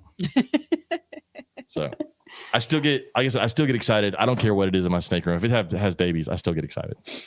I remember you watching for the rainbows.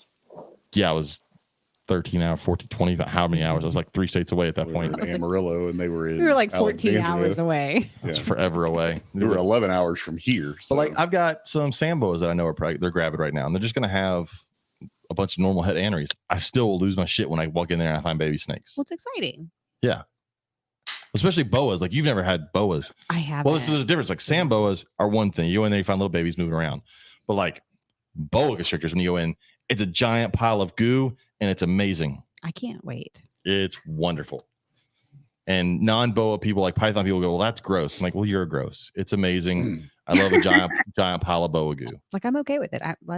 Let's go. Now I say that it does suck to clean up. Oh, I'm sure it's hell to clean up. It is it's not absorbent. It does not absorb well into paper towels. You have to kind of it's I mean it is. It's egg yolk and it smears and it gets really, really slippery. And it takes like a whole roll of paper towels to try and clean that cage. I thought for a second Well, there why said wouldn't you just buy tastes, and I was like, super wait, what? cheap towels and just throw them away when you're done with them instead You of like going through wet that many? Yeah, a wet vac would work. Well, even Jason Miller-Ravish, it's a whole cage clean. Yeah, there's no spot cleaning on a birth. It smears. It's weird. It's weird. Okay. But it's fun. It's really fun if you can catch it. If you could be there when they're born, so you can watch them come out of it's like because we're talking about before the Samboas don't come out inside of a sack. They come out born, like they hatch inside the mom and then come out squiggling around. Whereas with boa births, they come out in that little jelly-filled sack, and if you time it right, you can watch them take their push through and take their first breath, and it is the coolest thing. Well, when it comes close to time, I guess I'm gonna be running over here every once in a while so I can see first while I'm waiting on mine to get there. It's a ton of fun. So that's another reason I love boas. I also love boas because I don't have to do any of the work at all. There's no incubation or nothing. And we were talking about before we got on here. The great thing about boas is I can just feed those damn things while they're still pregnant, and they'll take food the whole time. Okay. Which helps them put weight on. But when we've talked before on here, we don't breed back. I don't breed boas back to back. I know like python people, like ball python people will breed a ball python back to back and get weight on it and breed it the next year. With boas, I have to give them a year off because they lose so much weight. Even if you're feeding them, they lose so much weight. Like everything I read said give them a year off. Yeah, you've got to at least a year. Yeah, because they lose a ton. Darren Watson says, when boas are about to give birth, do you stop using substrate? Yes and no. I mean, I've done it on paper, and then I've also done it on Reptile, and it's fine either way. I've never had an issue.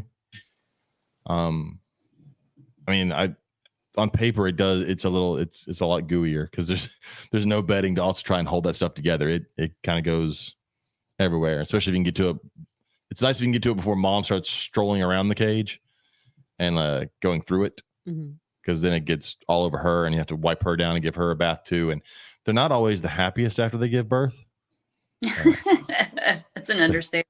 Yeah, my last female that gave birth went through a change. She was never the same after birth mentally, and was not a fan of me touching her or taking her out of the cage at that point. My rainbow is still good, and she's had a couple litters for me, but I'm still worried around her because I've seen my rainbow boa's teeth before, and they scare the ever-loving crap out of me. They are massive. Miller Radovich says he keeps substrate in there because a lot of the moms will nest in it. Okay. So yeah, but I've done it on paper too. It's fine. I'll probably just leave the Reptile chip in there. Yeah, just give it a nice thick layer of Reptile chip, and like I said you'll know when it's getting close because they start laying weird. They start rolling over a lot and laying on their back and and they get restless and they move a lot. Especially if you put a camera on them, you'll see them. They move, and if it's going to rain, yeah, that's when it's going to happen. Okay. So like start paying attention to the weather when it gets close. Anytime the temperature drops because the pressure drops, or anytime it rains, you're almost promised that it's going to happen. That's also the best time to put them together if you're trying to breed boas. Like if there's, or any snake really, yeah. If there's a storm coming through, like all the people in Florida right now, just throw your shit together. I know there's a hurricane, but just throw your shit together. And when you come back, if they're still in their cages and your house hadn't blown away, they're probably going to be having sex. So there you go. Just that's all you need is a good hurricane. Can we just have a rainstorm? Please? A rainstorm works. I don't know. At this point, I don't know if we can have a rainstorm. No hurricanes, just rainstorms, please. But anyways, so is there anything else, Liz, you want to talk about? Anything you've seen lately in the hobby or on YouTube? Any of that stuff besides some people putting out really cringy clickbait stuff? Oh gosh, yeah. Pet World magazine. What is it? World Pet. And then Barcheck put the one out today about how he made an accident when cutting an egg, and the clip art is like a ball python with its head cut off. Oh gosh. Yeah, I asked them because I didn't want to watch it. I didn't want to give them the view. I was like, "Does anybody watch this?" And they're like, "Yeah, nothing happens." Okay. I was like, "What the fuck?" Nothing happens at all. Which I'm glad. I didn't want the ball python to lose his head as much as I don't like ball pythons. But yeah, nothing that happens. It's just Barcheck being Barcheck. Got millions of people to watch it, I'm sure, though. I'm sure. Yeah. I was looking through our Facebook page, our Facebook discussion page. Did you see the blonde timber rattlesnake? I did. It's right there. It's on the Facebook page. It's I don't know, like albino of some sort, but it's really pretty. I was trying to see. Oh, the school in Houston. Did you see that? I posted about the school in Houston had the snake fall out of the ceiling. That's great. That shit never happens in my classroom. Right. I would love to walk in and have a snake fall out of the ceiling. Was it a rat snake? Yeah. I was going to say, it fell out of the ceiling. I'm assuming it's a rat snake. Yeah. If you ever have to wonder how it got there, it's a rat snake. Oh, did you see that tattoo that I posted? The alligator? Mm-hmm. So this person got a tattoo on their arm of an alligator, but then the person did a shadow of the alligator underneath. So it looks like it's on top of the water and you're seeing the shadow on the bottom of the water, the way they did the tattoo. And it's amazing. I've seen like that. They're pretty cool. Yeah. And they discovered new species of snakes discovered in graveyards in Ecuador. Oh, just in graveyards. Just in graveyards. Graveyards and churches, yeah. In Ecuador. Interesting. I guess nobody was going there looking for snakes, so it probably took a while to find them. Yeah. I'm going herping in the graveyard. Although for our hobby, that's probably where a lot of folks in our hobby are like, sure, I'll go do that. Yeah, whatever. I'd be like, do we need to make a trip? to a graveyard? To a graveyard to herp? And then I posted a picture of a giant, like prehistoric crocodile skull that is as long as a human. Yeah, and there's like the little person standing in front of like the mock drawing, and the crocodile is just staring down the throat, like, oh yeah, okay, that'll eat me. Yeah. Yeah, you look like you have strep. But yeah, just looking through. I don't know who posted that. Oh, Nathan posted deers going through velvet. Oh yeah, it's crazy. That always grosses me out. But deer, like people don't think about it, they bleed. Like there's blood coming from. It's not a lot of blood though. Not a lot. Yeah. You could tell it must be super itchy. Yeah. Because they're always. I've watched them shed their velvet before because they do it pretty quick. Man, they're like constantly just slinging their head around and trying to get it with their back foot and knock it loose and rubbing it on stuff, but they have to be careful because it's soft. The antler's still a little bit softer right there. In fact, we have photos of one that Rachel shot a few years ago. I have a photo of him that morning in velvet, and then like 2 hours later with the velvet starting to peel off, and then like an hour later at a whole different, on a mile away on the other side of the ranch, he's standing in front of the camera and his antlers are pink. Yeah. Really? He had just gotten all the velvet off when he stepped in front, and they are fucking like Pepto-Bismol pink. And it's a crazy picture. And then like 30 minutes later, they're white. Really? Yeah, I have a whole set of, and then I have a picture of him with Rachel hold them like this. A few months later, of him in the freezer. Yeah, I was like, he's in the freezer right now. Yeah, that's crazy. Yep. But it was just cool to go through and put all those together because it was from like 3 or 4 different cameras from different places, and he was just, you could tell he was like pissed off because it was uncomfortable, and he was just roaming the whole place. Yeah. And then we had a couple of videos of him like fighting with other deer because you could tell he was just angry, and he was 2 times bigger than any other deer on the place. He's a big guy. Yeah. So, any dumb stuff you want to point out on Facebook you've seen lately? Oh, there was the one thing today that it has to be fake, but the problem is some people will read it and think it's real. Yeah, I would hope that was satire, but it was about if you get bitten by a poison snake, Poison snake, even anacondas. even anacondas. You should Poisonous take, anacondas. what was it? You should the bark of a cashew. No, No, the seed pod of a cashew and chew it and only swallow the juice.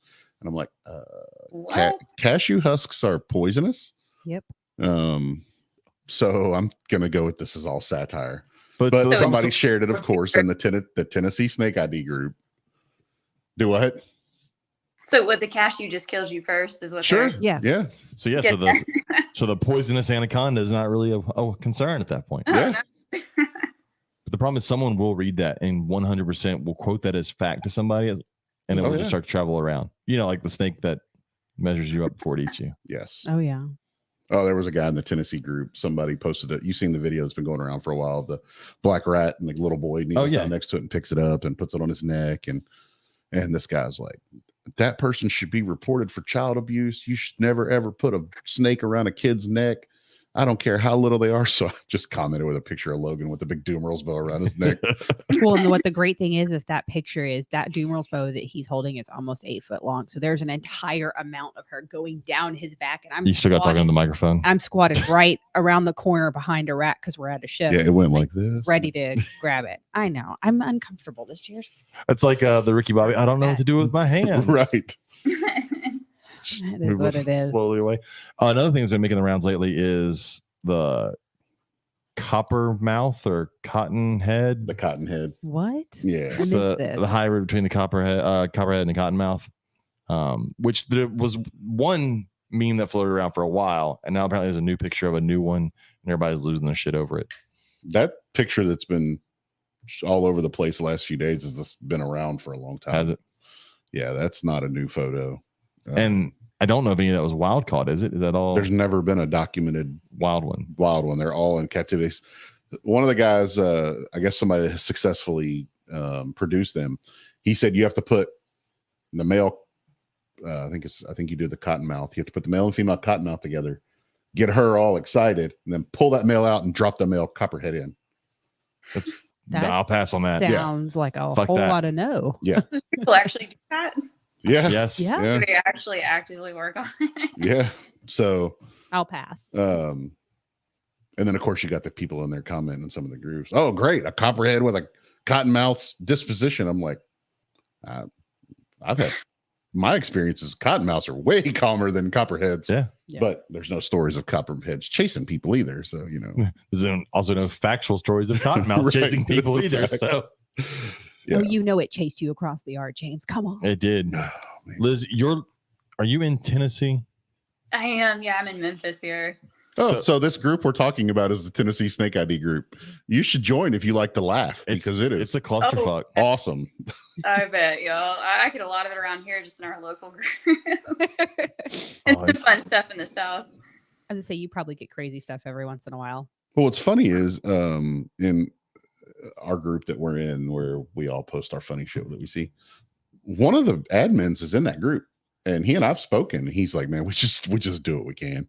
He's like, Well, because it's not snake. It's a whole group of people, but they're not snake people. no, but the people running it are, but that group gets a lot of posts, and they allow guessing as long as you say it's a guess, which I think is a mistake.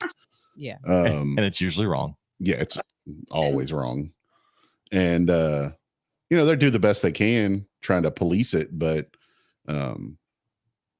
they do it for free. So, you don't want to So spend that's your whole life doing it. That's one thing I want to get Luke, when we get Lizard Morphs and have him on. I want to talk about the way it is in Australia versus here. Because I feel like Australia has far more respect for their snakes and their wildlife than we do as a whole. And because I wonder how many people in Australia are like, yeah, you see a snake, kill it. Just go ahead and kill it. Versus here, where it seems to be the default setting. I don't know. So that'll be an interesting one. 'Cause I've always thought they have a better respect for I know their that, wildlife. I've always understood that Australians have they're a little more rebellious Yeah. than Americans or pretty Yeah. much anybody because The whole country said they're a penal colony. They were. I mean, they all came a from bunch of prisoners. right. So I don't know. You said penal. I did. We've talked about penal and cock on this tonight. Oh, so penal cock. what else we want to talk about? Oh Lord. The old penal cock. Yeah, I'm sure there was some of that too. Oh, Could you imagine getting arrested for something stupid and be like, all right, we're going to send you 5,000 miles away and dump you on an island. Good luck. gonna be on this giant island. Okay, well, what's on it? Lots of other criminals. Have you ever thought about what could kill you? Yeah, all of it. All of that's there. Yeah. So like the people. Nope, not talking about the people. Everything else. I was like, Yep. everything else. Have they you can't. have you ever been afraid of a plant? Right. Because I'm sure it's there and it will kill you. Nope. Have you ever thought, how could this ant kill me? Yep, it's there. Do you like to eat octopus? Pick up the little one with the blue rings on it. It's just that whole continent is a weird clusterfuck of evolution. It is. I mean, when you have two mammals that lay eggs, what the fuck? right. I mean, have you ever seen a baby kangaroo when it's born? hmm And the small, naked, alien-looking thing that has to then so we talk about it when we talk about classification. I talk about marsupials. That whole process of how that works, like the mom has to lay down, and then they're like, "All right, you climb up to the pouch and see if you make it. If you don't Yeah. make it, fuck it, and we're moving on." I'll make another one.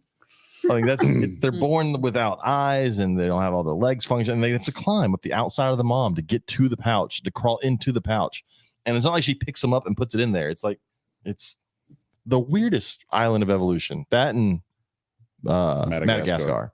But they're fucking lemurs. Yeah. It's like, oh, But they're doom rolls. we're sort of Africa, but not really. So we kind of have monkeys, but they jump really far right.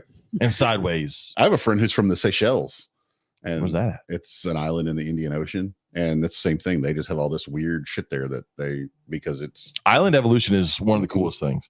That's how you get things like Galapagos tortoises and Aldabra tortoises. Those are both island species that wouldn't actually, have I think Aldabras are from the Seychelles. the Seychelles. Yes, I thought it sounded familiar. Yeah. Because there's no large predators on those islands, so you end up with some very interesting things happening because of no large predators. That's why if you ever watch the video of the Galapagos iguanas hatching and then trying to make it to the water before the snakes eat them, Right. that video is amazing in slow mo. Especially when Snoop narrates it. I haven't watched that. Oh, dude. I was There's like, I one haven't where watched Snoop this, narrates it, and it's awesome. I can see Snoop Dogg do that because it's crazy if you watch it in slow mo. It's like all these snakes just hanging out waiting for these lizards to hatch, and then they just like gang rush them. Like whoever gets to it first gets to eat the lizard. Yep. Oh my gosh. Oh, it's an amazing video. It may have been on Planet Earth or on Earth or one of those documentaries. But yeah, it's slow mo of them getting chased by all these snakes. I think they just like you. The little gnats like you more. I smell sweet. Yeah, no, they're attracted to vinegar I don't smell and like shit. vinegar. So just saying. You're just saying I'm a mean ass smelly bitch. I mean, I didn't say it. I'll say it. And you can sleep on the couch. Yeah, it's a pretty comfortable couch. It's a big couch. It's pretty comfortable. Yeah, it's only half of it Yeah. got cleaned today, so it's not going to be comfortable tonight. Half of it's sopping wet, so he Well, can the sleep on spot the where I couch. sit, it's fine. So It won't be by the time we get home. Anybody else got anything else before we go? I'm trying to think if I saw anything else this week in the hobby. Just a bunch of crazy ass people I'm as usual. I saw stuff from NARBC get posted, but I was poor, so I didn't go. yeah, Same. us too. Same. We don't need to be talking about it. Though. Nope. But my next show is Lafayette. Again, I'll only be there for like half a day because I'm going to a football game. Well, that's only on Saturday.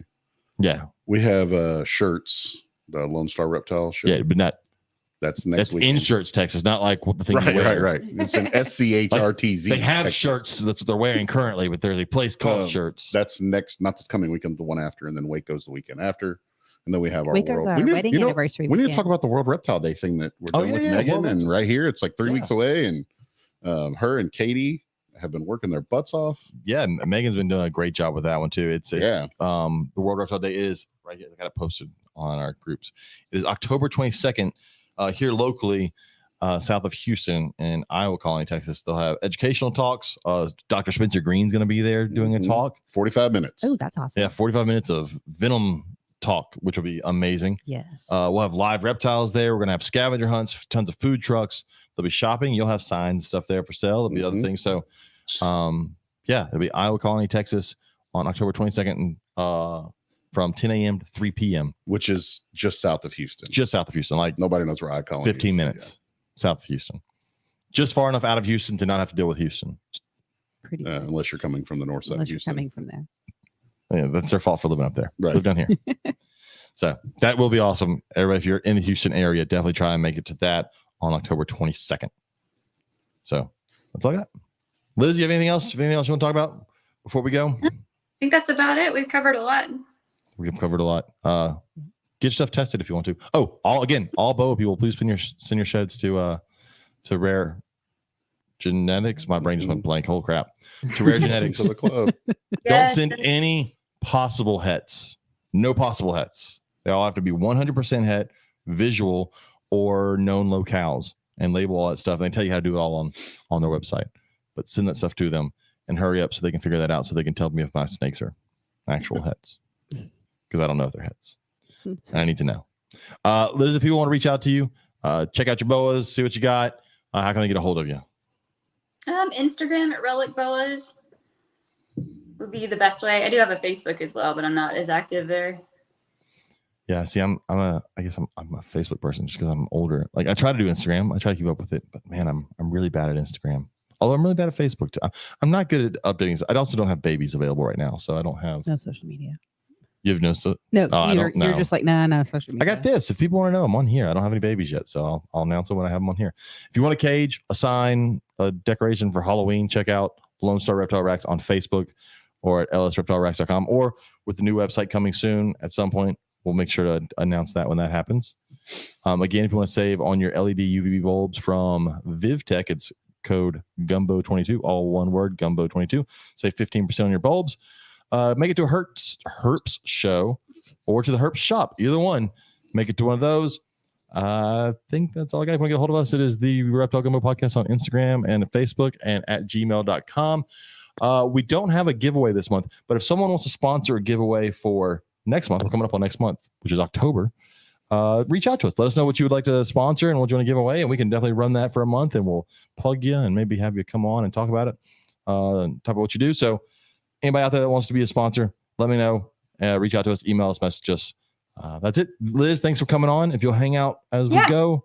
Everybody else, thanks for watching. And we will be back next. I'm trying to remember who I have next week. I have someone for next week. I just can't remember who it is. We'll be back next week. Goodbye. Wait for it to